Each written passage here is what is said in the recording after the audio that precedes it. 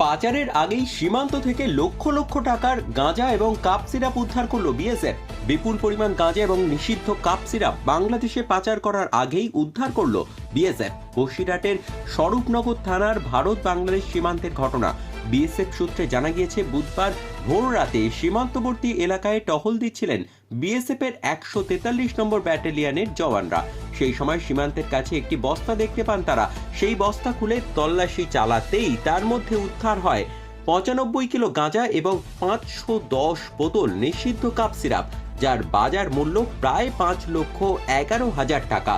যদিও কে বা কারা এই বিপুল পরিমাণ মাদকদ্রব্য সেখানে মজুত করেছিল তা এখনো স্পষ্ট নয়। তবে বিএসএফ এর প্রাথমিক ধারণা, বাংলাদেশে পাচারের উদ্দেশ্যেই পাচারকারীরা এই মাদকগুলি সীমান্তবর্তী এলাকায় মজুত করেছিল। উদ্ধার হওয়া গাঁজা এবং কাপ সিরাপগুলি তেঁতুলিয়া শুল্ক দপ্তরের হাতে তুলে দেওয়া হয়েছে। পাশাপাশি পাচারকারীদের সন্ধানে তল্লাশি শুরু করেছে বিএসএফ।